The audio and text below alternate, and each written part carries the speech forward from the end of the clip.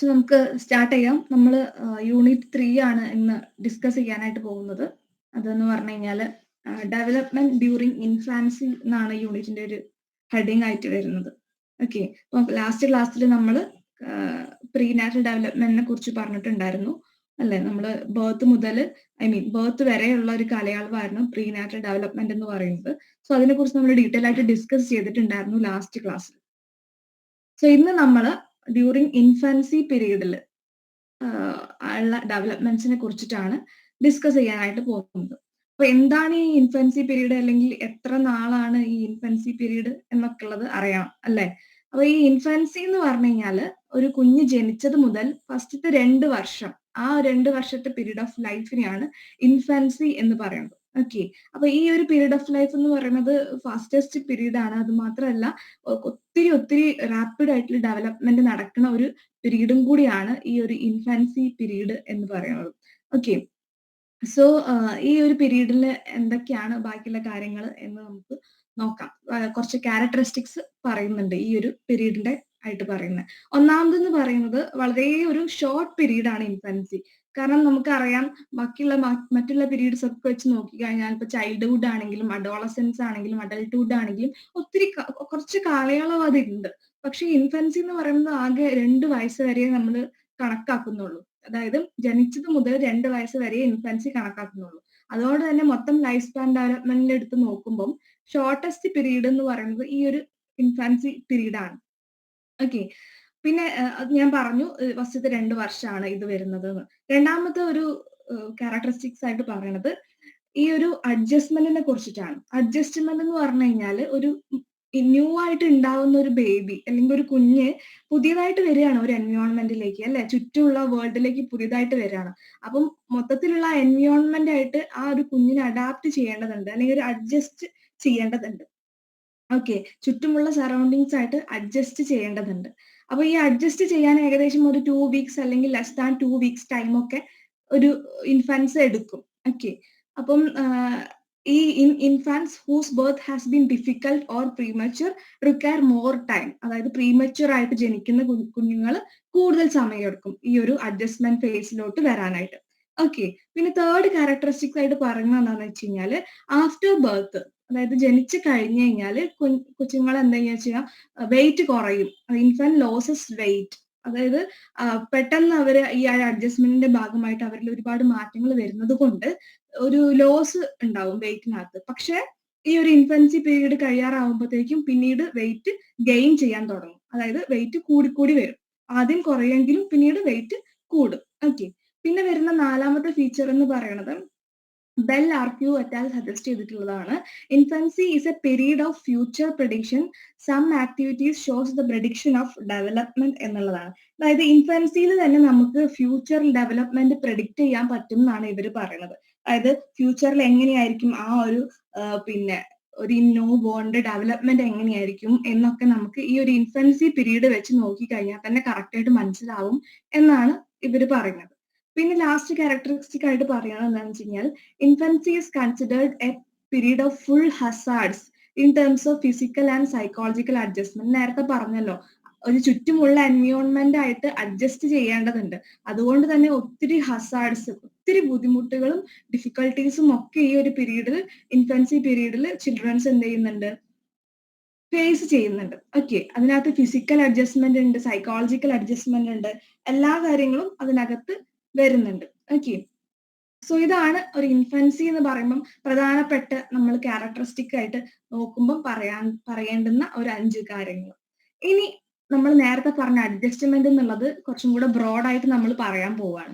എങ്ങനെയാണ് ഈ കുട്ടികൾ ഈ ഒരു അഡ്ജസ്റ്റ്മെന്റ് ഫേസിലോട്ട് വരുന്നത്? അതായത് ഞാൻ നേരത്തെ പറഞ്ഞല്ലോ, ഒരു ജനിച്ച് കഴിയുമ്പോൾ, അതായത് അത്രയും കാലം ജീവിച്ചത്, അത്രയും 9 മന്ത്സോളം ഉണ്ടായിരുന്ന എൻവയോൺമെന്റ് അല്ല പിന്നെ കാണുന്നത് അല്ലെ. ഒത്തിരി മാറ്റങ്ങൾ വരുന്നുണ്ട്. അപ്പം ഈ ഒരു മേജർ അഡ്ജസ്റ്റ്മെന്റുകൾ ഉണ്ടാക്കേണ്ട സമയം കൂടിയാണ് ഇൻഫാൻസി എന്ന് പറയുന്നത്. അതിനകത്ത് 4 മേജർ അഡ്ജസ്റ്റ്മെന്റ്സിനെ കുറിച്ചിട്ടാണ് ഇവിടെ നമുക്ക് ഡിസ്കസ് ചെയ്യേണ്ടതുള്ളത്. ഒന്നാമതെന്ന് പറയുന്നത് ടെമ്പറേച്ചർ ചേഞ്ചസ് ആണ്. അതായത് ടെമ്പറേച്ചറിൽ വ്യത്യാസങ്ങളുണ്ട്. പിന്നെ ഒരു കുഞ്ഞ് ജനിക്കുന്ന സമയത്ത് ആ കുഞ്ഞ് അത്രയും നാൾ ഉണ്ടായിരുന്നത് ഏകദേശം ഒരു കോൺസ്റ്റന്റ് ടെമ്പറേച്ചറിലാണ്.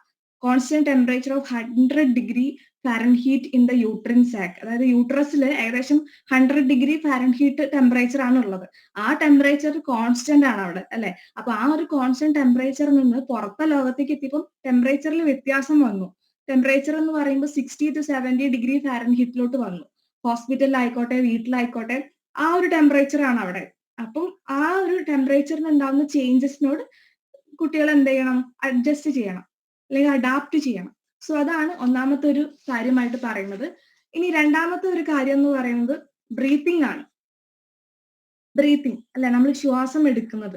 അപ്പൊ അത്രയും നാള് ഒരു 9 months എന്നൊക്കെ പറയുന്നത് ബ്രീത്തിങ് ഒക്കെ ത്രൂ അംബലിക്കൽ കോഡിലൂടെയാണ്. അതായത് അമ്മയും കുഞ്ഞിനെയും തമ്മിൽ ബന്ധിപ്പിക്കുന്ന ഒരു കോഡാണ് ഈ അംബലിക്കൽ കോഡ് എന്ന് പറയുന്നത്. സോ ഈ അംബലിക്കൽ കോഡ് കട്ടായ കഴിഞ്ഞാൽ ബ്രീത്തിങ് എന്ന് പറയുന്നത് സ്വന്തമായിട്ട് ശ്വസിക്കണം. അപ്പം ഈ സ്വന്തമായിട്ട് ശ്വസിക്കേണ്ട ഒരു അവസ്ഥ വരുമ്പം അത് പെട്ടെന്നൊരു മാറ്റമാണ്, കുട്ടികൾക്ക് പെട്ടെന്ന് ഉണ്ടാവുന്ന ഒരു ചേഞ്ച് ആണ്. അപ്പൊ ഈ ചേഞ്ചിനോട് കുഞ്ഞുങ്ങൾ അഡ്ജസ്റ്റ് ചെയ്യേണ്ടതുണ്ട്. മൂന്നാമത് വരുന്നത് സക്കിങ് ആൻഡ് swallowing ആണ്. അപ്പം സക്കിങ് ആൻഡ് swallowing എന്ന് പറഞ്ഞു കഴിഞ്ഞാൽ നറിഷ്മെന്റ് കിട്ടണമെങ്കിൽ പാലിലൂടെയാണ് കൂടുതലും നറിഷ്മെന്റുകൾ കിട്ടുന്നത്, അല്ലെ? ജനിച്ചു വീഴുന്ന കുട്ടികൾക്ക് പാലാണ് കൊടുക്കുന്നത്. അപ്പൊ ഈ പാല് സക്ക് ചെയ്ത് എടുക്കാനുള്ള ഒരു എബിലിറ്റി അവരിൽ ഉണ്ടാവണം. അത് അത്രയും നാൾ നേരത്തെ ഞാൻ പറഞ്ഞ പോലെ തന്നെ അംബലിക്കൽ കോഡിലൂടെയാണ് ഈ ഒരു ന്യൂട്രീഷൻസും എല്ലാതും കിട്ടിക്കൊണ്ടിരുന്നത്. പക്ഷെ ഇനി അങ്ങോട്ട് ആഫ്റ്റർ ബർത്ത് അങ്ങനെയല്ല. അത് പാല് സക്ക് ചെയ്തെടുത്താൽ മാത്രമേ അവർക്ക് ആവശ്യമുള്ള എല്ലാ ന്യൂട്രിയൻസും ഒക്കെ അവരുടെ ഉള്ളിലേക്ക് എത്തുള്ളൂ. അപ്പൊ അതും ഒരു മെയിൻ ചേഞ്ച് ആണ്. പിന്നെ വേറൊരു ചേഞ്ച് ആണ് നാലാമത് പറയുന്നത് എലിമിനേഷൻ. അതായത് ആ ഒരു എലിമിനേഷൻ പ്രോസസ്സ്, വേസ്റ്റ് മെറ്റീരിയൽസ് ഒക്കെ എലിമിനേറ്റ് ചെയ്ത് കളയണം ബോഡിയിൽ നിന്ന്, അല്ലെ? അപ്പം അത് നേരത്തെ ഞാൻ പറഞ്ഞ പോലെ അംബലിക്കൽ കോഡ് പറഞ്ഞ പോലെ തന്നെ 9 monthsോളം കാലം അംബലിക്കൽ കോഡിലൂടെയായിരുന്നു എല്ലാതും എലിമിനേഷൻ പ്രോസസ്സും എല്ലാം നടന്നുകൊണ്ടിരുന്നത്. അപ്പൊ ഇനി മുതൽ അങ്ങനെയല്ല. അത് സ്വയം ആ ഒരു കുഞ്ഞ് തന്നെ എലിമിനേഷൻ പ്രോസസ് ഒക്കെ സ്റ്റാർട്ട് ചെയ്യണം. ഡൈജസ്റ്റീവ് സിസ്റ്റം ഒക്കെ ആക്റ്റീവ് ആയി എന്ത് ചെയ്യും? എലിമിനേഷൻ പ്രോസസ്സ്, വേസ്റ്റ് പ്രൊഡക്ട്സ് ഒക്കെ പുറത്ത് കളയണം. അപ്പൊ ഇത്തരത്തിലുള്ള ചേഞ്ചസുകളാണ് നമ്മൾ അഡ്ജസ്റ്റ്മെന്റ് എന്ന് പറയുമ്പോൾ പറയേണ്ടുന്ന 4 കാര്യങ്ങൾ. ഓക്കെ, അപ്പൊ ഇത്രയും ക്ലിയർ ആണോ എല്ലാവർക്കും? ഇതിനകത്ത് നമ്മൾ ഇപ്പൊ പറഞ്ഞു തുടങ്ങിയത് എന്താണ് ഇൻഫൻസി എന്ന് പറഞ്ഞു, പിന്നെ അതിന്റെ ക്യാരക്ടറിസ്റ്റിക്സ് പറഞ്ഞു, അല്ലെ? പ്രധാനപ്പെട്ട ക്യാരക്ടറിസ്റ്റിക്സ് പറഞ്ഞു, അഡ്ജസ്റ്റ്മെന്റുകൾ പറഞ്ഞു. ഇനി പറയാൻ പോകുന്നത് ഹസാർഡ്സ് ആണ്. Hazards during infancy period.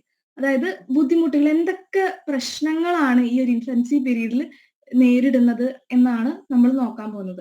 ആദ്യം തന്നെ ഫിസിക്കൽ ഹസാർഡ്സ് ആണ്. അതായത് ഫിസിക്കലായിട്ട് ഉണ്ടാവുന്ന കോംപ്ലിക്കേഷൻസ്, അങ്ങനെയുള്ള കാര്യങ്ങളൊക്കെയാണ് പറയുന്നത്. അപ്പൊ ഫസ്റ്റ് തന്നെ complication at the time of birth ആണ്. അതായത് ജനിക്കുന്ന സമയത്ത് ഉണ്ടാവുന്ന ചില കോംപ്ലിക്കേഷൻസിനെ കുറിച്ചിട്ടാണ് പറയുന്നത്. ഓക്കെ, അപ്പം ഈ ബർത്ത് സമയത്ത് അമ്മയ്ക്ക് എന്തെങ്കിലും കോംപ്ലിക്കേഷൻസ് ഉണ്ടെങ്കിൽ, ഡെലിവറി സമയത്ത് എന്തെങ്കിലും കോംപ്ലിക്കേഷൻസ് ഉണ്ടെങ്കിൽ അത് കുഞ്ഞ് എന്ത് ചെയ്യും? ഫിസിക്കലി ഇൻജേർഡ് ആവാനുള്ള സാധ്യതകൾ കൂടുതലാണ്. എന്തെങ്കിലും തരത്തിലുള്ള അപ്പം കോംപ്ലിക്കേഷൻസ് ഉണ്ടാവുക എന്നുള്ളത് കുഞ്ഞിനെ അത് ബാധിക്കാൻ സാധ്യത കൂടുതലാണ്.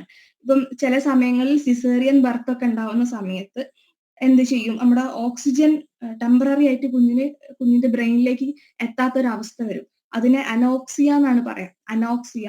അപ്പൊ ആ ഒരു അവസ്ഥ വരുന്നത് അത് ടെമ്പററി ആണ്, കുറച്ച് സെക്കൻഡ്സ് ഒക്കെ കിട്ടുള്ളൂ, നിൽക്കുള്ളൂ. അതിൽ കൂടുതൽ അത് നിന്ന് കഴിഞ്ഞാൽ അത് കുറച്ചും കൂടെ സിവിയർ പ്രശ്നങ്ങളിലോട്ട് ഇപ്പൊ പോകും. ഓക്കെ, അപ്പം അങ്ങനെയുള്ള കോംപ്ലിക്കേഷൻസ് ഒക്കെ ഉണ്ടാവാനുള്ള സാധ്യതകളുണ്ട്. പിന്നെ അതുപോലെ തന്നെ the more complicated the birth, കൂടുതൽ കോംപ്ലിക്കേറ്റഡ് ആവണതിനനുസരിച്ച് അത്രത്തോളം ഒരു കുഞ്ഞിന്റെ ബ്രെയിൻ ടിഷ്യൂവിനെ അത് ഡാമേജ് ചെയ്യാനും, അതുപോലെ തന്നെ പിന്നീടുള്ള ഒരു ലൈഫിനെ, പോസ്റ്റ് നാറ്റൽ ലൈഫിനും അഡ്ജസ്റ്റ്മെന്റിനും ഒക്കെ അത് നെഗറ്റീവായിട്ട് ബാധിക്കാനും സാധ്യതകളുണ്ട്. ഓക്കെ, അതാണ് ഈ കോംപ്ലിക്കേഷൻസിന്റെ ഒരു പ്രശ്നം.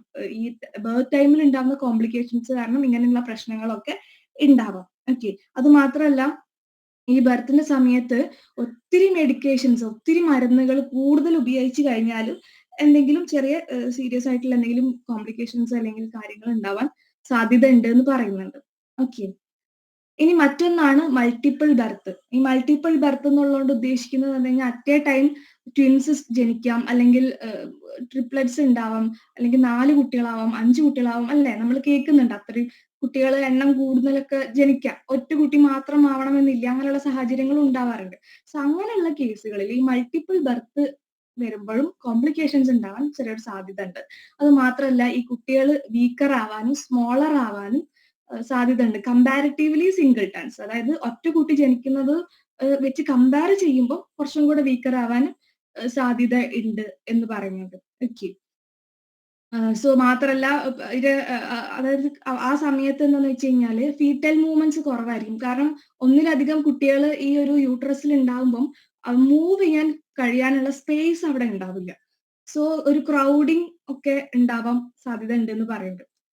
ഇതാണ് ഈ മൾട്ടിപ്പിൾ ബർത്തിൽ വരുന്ന ഒരു കാര്യം. പിന്നെ വരുന്നത് പറഞ്ഞാൽ പോസ്റ്റ് മെച്യൂരിറ്റി ആണ്. അപ്പൊ എന്താണ് ഈ പോസ്റ്റ് മെച്യൂരിറ്റി? പ്രീ മെച്യൂരിറ്റി നമ്മൾ പറഞ്ഞിട്ടുണ്ടായിരുന്നു അല്ലെ? നമ്മൾ കൃത്യമായിട്ടുള്ള ഒരു പ്രായം തികയാതെ ജനിക്കുക എന്ന് പറഞ്ഞിട്ടുണ്ട്. അപ്പൊ പോസ്റ്റ് മെച്യൂരിറ്റി എന്ന് പറഞ്ഞു കഴിഞ്ഞാൽ എന്താണ്? അതായത് ഇത് കൂടുതലായി കഴിഞ്ഞാൽ വളർച്ച, ആ ഒരു ഫീറ്റസിന്റെ വളർച്ച അല്ലെങ്കിൽ സൈസ് കൂടുതലായി കഴിഞ്ഞാലും പ്രശ്നമാണ്. അപ്പൊ അത് കൂടുതലായി കഴിഞ്ഞാല് നമുക്ക് ബർത്ത് ചിലപ്പം കോംപ്ലിക്കേറ്റഡ് ആവാൻ സാധ്യതയുണ്ട്. അപ്പം എന്തെങ്കിലും ഇൻസ്ട്രുമെന്റ്സോ അല്ലെങ്കിൽ സർജറി ഒക്കെ യൂസ് ചെയ്തിട്ട് വേണം നമ്മള് കുഞ്ഞിനെ പുറത്തെടുക്കാനായിട്ട്. അപ്പൊ അതും ഒരു പ്രശ്നമായിട്ട് പറയുന്നുണ്ട്. പിന്നെയാണ് വരുന്നത് പ്രീ മെച്യൂരിറ്റി. പ്രീ മെച്യൂരിറ്റി നമ്മള് ലാസ്റ്റ് ക്ലാസ് മുതലേ ഡിസ്കസ് ചെയ്ത ഒരു കാര്യമാണ് അല്ലെ? അതായത് പ്രീ മെച്യൂരിറ്റി ഡിപ്പെൻസ് ഏത് സ്റ്റേജിലാണ് കുഞ്ഞ് ജനിക്കുന്നതനുസരിച്ച് അത് കുഞ്ഞിനെ വളരെ നെഗറ്റീവായിട്ട് ബാധിക്കാൻ സാധ്യതയുണ്ടെന്ന് ഞാൻ പറഞ്ഞിട്ടുണ്ടായിരുന്നു അല്ലെ? ചില സാഹചര്യങ്ങളിൽ ഡെത്ത് വരെ ഉണ്ടാവാനുള്ള ഒരു കാരണമാണ് ഈ പ്രീ മെച്യൂരിറ്റി എന്ന് പറയുന്നത്. ഓക്കെ. അപ്പം ഇവർക്ക് ഇങ്ങനെ പ്രായം തികയാതെ ജനിക്കുന്ന കുട്ടികൾക്ക് ചില സാഹചര്യങ്ങളിൽ ബ്രെയിൻ ഡാമേജ് ഒക്കെ ഉണ്ടാവാനുള്ള സാധ്യതകളുണ്ട്. പിന്നെ അതുപോലെ തന്നെ നേരത്തെ പറഞ്ഞ പോലെ തന്നെ അനോക്സിയ അല്ലെ? ടെമ്പററി ആയിട്ട് ഓക്സിജൻ ബ്രെയിനിലോട്ട് പോവാത്ത ഒരു അവസ്ഥയാണ് അനോക്സിയ. അപ്പം അതും ഉണ്ടാവാൻ സാധ്യതയുണ്ട്. കാരണം ചിലപ്പം ഈ ഒരു പ്രീമച്വർ ആയിട്ട് ജനിക്കുന്ന കുട്ടികളുടെ റെസ്പിറേറ്ററി മെക്കാനിസം ഒന്നും മുഴുവനായിട്ട് ഡെവലപ്പ് ചെയ്തിട്ടുണ്ടാവില്ല. ശ്വാസകോശം അതുപോലെ ശ്വസിക്കാനുള്ള മെക്കാനിസം അങ്ങനെയൊന്നും മുഴുവനായിട്ട് ഡെവലപ്പ് ചെയ്യാത്ത ഒരു അവസ്ഥയുണ്ടെങ്കിൽ ഇങ്ങനെയുള്ള അനോക്സിയ പോലുള്ള കണ്ടീഷൻസ് ഒക്കെ ഉണ്ടാവാനുള്ള സാധ്യതകളും അവിടെയുണ്ട്. സോ ഇതൊക്കെയാണ് ഫിസിക്കൽ ആയിട്ടുള്ള ഹസാർഡ്സ് എന്ന് പറയുന്നത്, അല്ലെങ്കിൽ ഫിസിക്കൽ ആയിട്ട് ഉണ്ടാവുന്ന ഡിഫിക്കൽട്ടീസ് എന്ന് പറയുന്നത്. ഇനി നമുക്ക് നോക്കേണ്ടുന്നത് സൈക്കോളജിക്കൽ ആയിട്ടുള്ള ഹസാർഡ്സ് ആണ്. എന്തൊക്കെയാണ് സൈക്കോളജിക്കൽ ആയിട്ട് വരുന്ന ഹസാർഡ്സ് എന്ന് പറയുന്നത്? ഒന്നാമതെന്ന് പറയുന്നത് ട്രഡീഷണൽ ബിലീഫ്സ് ആണ്. അതായത് ഈ കുട്ടികളെ ജനനവുമായി ബന്ധപ്പെട്ടുണ്ടാവുന്ന ഓരോ ട്രഡീഷണൽ ബിലീഫ്സ് ഉണ്ടാവും. ഇത് ചിലപ്പം അവരെ എഫക്ട് ചെയ്തേക്കാം. അതെങ്ങനെയാന്ന് വെച്ച് കഴിഞ്ഞാല് ഇപ്പം ഒരു എക്സാമ്പിൾ ഇവിടെ പറയുന്നുണ്ട്. ചില കുട്ടികൾ ഒരു ട്രഡീഷനിലുള്ള ഒരു ബിലീഫ് എന്ന് പറഞ്ഞു കഴിഞ്ഞാൽ ഈ കോംപ്ലിക്കേറ്റഡ് ബർത്ത് ആണെങ്കിൽ, ഡിഫിക്കൽട്ടി ബർത്ത് ആണെങ്കിൽ അവരുടെ ലൈഫ്സ് മുഴുവൻ ഒരു ഡിഫിക്കൽട്ട് സിറ്റുവേഷനിലൂടെ കടന്നു പോകണം എന്നൊക്കെയുള്ള ബിലീഫ്സ് ആണ്. അപ്പൊ ഈ ഒരു ബിലീഫ്സ് കാരണം എന്ത് ചെയ്യും? കുട്ടികളുടെ ഡെവലപ്മെന്റിനെ അത് എഫക്ട് ചെയ്യാം എന്നാണ്. കാരണം ഈ ബിലീഫ് അവരിങ്ങനെ കേട്ടോണ്ടിരിക്കുകയാണല്ലോ. ഈ ത്രൂ ദ ഡെവലപ്മെന്റിന്റെ പീരീഡ് മുഴുവൻ അവരിങ്ങനെ കേട്ടോണ്ടിരിക്കുകയായിരിക്കും ഈ കാര്യങ്ങൾ. സോ അതൊക്കെ സൈക്കോളജിക്കലി മേ ബി അവരെ ഒരു ഡെവലപ്മെന്റിനെ എഫക്ട് ചെയ്തേക്കാം എന്ന് പറയുന്നുണ്ട്. പിന്നെ മറ്റൊന്നാണ് ഹെൽപ്ലെസ്നെസ് എന്ന് പറയുന്നത്. അപ്പം ഇത് വേറൊരു സ്ട്രഗിൾ ആണ്. കുട്ടികൾ ഔട്ടർ വേൾഡിലേക്ക് വരുമ്പോൾ തന്നെ അവർ നേരിടുന്ന മറ്റൊരു സ്ട്രഗിൾ ആണ് ഈ ഹെൽപ്ലെസ്നെസ് എന്ന് പറയുന്നത്. കാരണം ഈ ഒരു ബർത്ത് ടൈമില് ഈ ഇൻഫൻസ് കാണുന്നത് എന്തായിരിക്കും? ഹോസ്പിറ്റല് മൊത്തം സ്റ്റാഫ്, മൊത്തം ഡോക്ടേഴ്സ്, മൊത്തം നഴ്സുകള്, മൊത്തം ചുറ്റിലും നിറയെ ആളുകളായിരിക്കും. അപ്പം അവർക്കൊരു ഹെൽപ്ലെസ്നെസ് ഫീൽ ചെയ്തേക്കാം എന്നും പറയുന്നുണ്ട്. അതാണ് രണ്ടാമത്തെ ഒരു ഫാക്ടർ ആയിട്ട് പറയുന്നത്. മൂന്നാമത്തെ ഒരു ഫാക്ടർ എന്ന് പറയുന്നത് പാരന്റ്സിന്റെ ആറ്റിറ്റ്യൂഡ് ആണ്. അതായത് അത്രയും കാലമുള്ള ആറ്റിറ്റ്യൂഡ് ആയിരിക്കില്ല ചിലപ്പം ആഫ്റ്റർ ബർത്ത് ആ ഒരു കുഞ്ഞിനോട് ഉണ്ടാവുക. അത്രയും കാലം ഭയങ്കര സ്നേഹിച്ചൊക്കെ നടക്കുമായിരിക്കും. പക്ഷെ ഒരു പോയിന്റ് കഴിയുമ്പോൾ അവർക്ക് ചിലപ്പം അത് ഒരു ബർഡൻ ആയിട്ട് തോന്നിയേക്കാം ചില പാരന്റ്സിന് ട്ടോ. അതായത് ഇപ്പം അവർ ഉദ്ദേശിച്ച രീതിയിലുള്ള ഒരു ജെൻഡർ ആയിരിക്കില്ല, അവർ പ്രിഫർ ചെയ്തിരിക്കുന്ന ഒരു ജെൻഡർ ആയിരിക്കില്ല വന്നിട്ടുണ്ടാവുക. അവര് ബോയിനെ പ്രതീക്ഷിച്ചിരിക്കുകയായിരിക്കും, പക്ഷെ ഒരു ഗേൾ ആയിരിക്കും വന്നത്. അല്ലെങ്കിൽ ഒരു ഗേളിനെ പ്രതീക്ഷിച്ചിരിക്കും, ഒരു ബോയ് ആയിരിക്കും വന്നത്. അങ്ങനെ അവര് പ്രതീക്ഷിക്കാത്ത രീതിയിൽ അവർക്ക് ഉണ്ടാവുന്ന ഈ ജെൻഡർ ഡിഫറൻസസ്, പിന്നെ അതുപോലെ തന്നെ ഈ കുട്ടികളെ എക്സസീവ് ആയിട്ട് ചിലപ്പോൾ കരയും, അല്ലെ രാത്രിയൊന്നും ഉറങ്ങാൻ പറ്റില്ല. അങ്ങനെ ഉണ്ടാവുന്ന ലൈഫിൽ ഒരുപാട് മാറ്റങ്ങൾ ഉണ്ടാവും ഈ പാരന്റ്സ് പൊതുവെ, ഫാദർ ആയിക്കോട്ടെ മദർ ആയിക്കോട്ടെ. അപ്പം ഇവരുടെ ലൈഫിൽ ഒത്തിരി മാറ്റങ്ങൾ ഉണ്ടാവും. ഇതൊക്കെ ഈ കുഞ്ഞിന്റെ അടുത്ത് ഈ ആറ്റിറ്റ്യൂഡ് റിഫ്ലക്ട് ചെയ്ത് കഴിഞ്ഞാൽ എന്ത് ചെയ്യും? ആ കുഞ്ഞിന്റെ ഡെവലപ്മെന്റിനെ അത് ബാധിക്കും എന്നാണ് സ്റ്റഡീസ് പറയുന്നത്. ഓക്കെ. അപ്പം അത് മാത്രമല്ല, ഈ പല കാരണങ്ങൾ കൊണ്ട് ഇത്തരത്തിൽ നെഗറ്റീവ് ആറ്റിറ്റ്യൂഡുകൾ വരാട്ടോ പാരന്റ്സിന്. ഈ പിന്നെ ബർത്തിൽ ഉണ്ടാകുന്ന കോംപ്ലിക്കേഷൻസ് ആയിക്കോട്ടെ, അല്ലെങ്കിൽ നറിഷ്മെന്റ് ഡിഫിക്കൽട്ടീസ് ആയിക്കോട്ടെ, പല കാര്യങ്ങൾ കൊണ്ടും. അപ്പം ഈ പാരന്റ്സിന്റെ ആറ്റിറ്റ്യൂഡ് ഒരു മെയിൻ വിഷയമാണ് എന്ന് പറയുന്നുണ്ട്. ഓക്കെ. സോ ഇതൊക്കെയാണ് സൈക്കോളജിക്കൽ ഹസാർഡ്സ് ആയിട്ട് നമുക്ക് പറയേണ്ട കാര്യങ്ങൾ. അപ്പൊ നമ്മൾ ഫിസിയോളജിക്കൽ ഹസാർഡ്സ് പറഞ്ഞു, അതുപോലെ തന്നെ സൈക്കോളജിക്കൽ ഹസാർഡ്സും പറഞ്ഞു കഴിഞ്ഞു. ഇനി നമുക്ക് പറയേണ്ടത് ഡെവലപ്മെന്റിനെ കുറിച്ചിട്ടാണ്. ഇനിയാണ് നമ്മൾ എങ്ങനെയാണ് ഡെവലപ്മെന്റ് എന്ന് ഇറങ്ങി ചെല്ലുകയാണ് കേട്ടോ. ഫിസിക്കൽ ഡെവലപ്മെന്റ് എങ്ങനെയാണ് എന്നാണ് ആദ്യം നോക്കേണ്ടത്. ഫിസിക്കൽ ഡെവലപ്മെന്റ് എന്ന് പറയുമ്പോൾ ഗ്രോത്ത് തന്നെയാണ് അല്ലെ. ഫസ്റ്റത്തെ 2 വർഷം എന്ന് പറയുമ്പോൾ നിങ്ങൾക്ക് അറിയാലോ, ഗ്രോത്ത് ആണ് അവിടെ നടക്കുക. റാപ്പിഡ് ആയിട്ടുള്ള ഒരു ഫിസിക്കൽ ഗ്രോത്ത് ആണ് നടക്കുക. അപ്പം നോർമൽ ആയിട്ടുള്ള ഒരു ബേബി എങ്ങനെയാണെന്നുള്ള കാര്യങ്ങളാണ് ഞാനിപ്പോ പറയുന്നത്. നോർമൽ ആയിട്ടുള്ള ഒരു ബേബി എന്ന് പറഞ്ഞു കഴിഞ്ഞാൽ പിന്നെ ഒരു 6 മാസം ആകുമ്പോഴത്തേക്കും ജനിക്കുമ്പോൾ എത്രയാണോ വെയിറ്റ് ഉണ്ടാവുന്നത് അതിന്റെ ഒരു ഡബിൾ ആയിരിക്കും. ആദ്യം വെയിറ്റ് കുറയും എന്ന് പറഞ്ഞു, പിന്നീട് അത് കൂടും. ഓക്കെ. അപ്പൊ 6 മന്ത്സ് ഒക്കെ ആകുമ്പോഴേക്കും അത് ഡബിൾ ആയിരിക്കും. ഒരു വർഷമൊക്കെ ആകുമ്പോഴേക്കും അതൊരു ട്രിപ്പിൾ ആവും വെയിറ്റ് എന്ന് പറയുന്നത്. പിന്നെ ആ ഒരു ടൈമിൽ എന്ന് പറഞ്ഞു കഴിഞ്ഞാൽ ഹെഡ് ഒക്കെ എക്സ്പാൻഡ് ചെയ്യും, ചെസ്റ്റ് എക്സ്പാൻഡ് ചെയ്യും. പിന്നെ അതുപോലെ തന്നെ ബ്രെയിൻ ഒക്കെ കൂടുതൽ ഡെവലപ്പ് ചെയ്യും. ഹാർട്ട്, ലങ്സ് ഇങ്ങനെയുള്ള ഇന്റേണൽ ഓർഗൻസും സർവൈവലിന് ആവശ്യമായിട്ടുള്ള എല്ലാ ഓർഗൻസും നന്നായിട്ട് ഡെവലപ്പ് ചെയ്ത് തുടങ്ങും. പിന്നെ അതുപോലെ തന്നെ ഈ ജനറ്റിക്കിന്റെ കൂടെ തന്നെ ചുറ്റുമുള്ള എൻവയോൺമെന്റൽ കണ്ടീഷനും ഒരു കുഞ്ഞ് എത്രത്തോളം വളരുന്നു അതിന്റെ സൈസിനെയൊക്കെ ഇൻഫ്ലുവൻസ് ചെയ്യുന്നുണ്ട്. ജെനറ്റിക്സ് മാത്രമല്ല, നമ്മുടെ എൻവയോൺമെന്റൽ കണ്ടീഷനും ഇൻഫ്ലുവൻസ് ചെയ്യുന്നുണ്ട്. ഇപ്പൊ ഉദാഹരണം പറയുകയാണെങ്കിൽ ആവശ്യമായിട്ടുള്ള ന്യൂട്രിയൻസ് ഒന്നും കിട്ടിയിട്ടില്ല എങ്കിൽ കുഞ്ഞ് ഇത്ര നോർമൽ ആയിട്ടുള്ള ഡെവലപ്മെന്റ്സ് ഉണ്ടാവില്ല അല്ലെ. നോർമൽ ആയിട്ട് ഇങ്ങനെയുള്ള ഓർഗൻസ് ഡെവലപ്പ് ചെയ്യുന്നതോ അല്ലെങ്കിൽ ഗ്രോത്തോ അല്ലെങ്കിൽ വെയിറ്റ് കൂടുന്നതോ ഒന്നും ഉണ്ടാവില്ല. ആവശ്യമായിട്ടുള്ള ന്യൂട്രിയൻസ് എത്തിയാൽ മാത്രമേ എന്ത് ചെയ്യുള്ളൂ, ഈ ഇപ്പൊ പറഞ്ഞ രീതിയിലൊക്കെയുള്ള ഡെവലപ്മെന്റ്സ് ഉണ്ടാവുള്ളൂ. പിന്നെ ഞാൻ ഇപ്പൊ പറഞ്ഞ പോലെ മിൽക്കാണ് ബേസിക് ന്യൂട്രീഷണൽ ഒരു സോഴ്സ് എന്ന് പറയുന്നത്. മിൽക്കിലൂടെയാണ്, ഹ്യൂമൻ മിൽക്കിലൂടെയാണ് ആവശ്യത്തിന് വേണ്ട കാര്യങ്ങളൊക്കെ ഇവർക്ക് കിട്ടുന്നത്. പ്രത്യേകിച്ച് ഒരു ഫസ്റ്റ് 6 മന്ത്സ് കംപ്ലീറ്റ്ലി. പിന്നെ എന്ന് പറയുമ്പോൾ വേറൊരു കാര്യം എന്ന് പറഞ്ഞാൽ സ്ലീപ്പാണ്. അപ്പം ന്യൂ ബോൺസിന്റെ പ്രത്യേകത അറിയാലോ, കൂടുതൽ സമയം ഉറക്കായിരിക്കും അല്ലെ. അവര് ഉറക്കമായിരിക്കും അവർക്ക് കൂടുതൽ ഉണ്ടാവുക. അവര് എഴുന്നേൽക്കുന്നത് ഓൺലി ഫോർ ഫീഡിങ് എന്നുള്ളതായിരിക്കും. പാല് കുടിക്കാൻ മാത്രമായിരിക്കും അവിടെ എഴുന്നേൽക്കുന്നത്. പക്ഷെ അത് കൂടെ കൂടെ എന്ത് ചെയ്യും, ആ ഒരു ഉറങ്ങുന്ന സമയം കുറഞ്ഞു വരും. അത് പ്രായം ആകുന്നതിനനുസരിച്ച്, മാസങ്ങൾ കൂടുന്നതിനനുസരിച്ച് ഉറങ്ങുന്ന സമയം കൂടിയിട്ട് വേക്കിംഗ് പീരീഡ്സ് ഗ്രാജുവലി ഇൻക്രീസ് ചെയ്ത് വരും. ഓക്കെ. സോ അതാണ് ഈ ഒരു ഫിസിക്കൽ ഗ്രോത്തിന്റെ കാര്യം പറയാനുള്ളത്. പിന്നെ ഒന്നെന്ന് പറഞ്ഞാൽ മെച്യൂറേഷൻ ആണ്.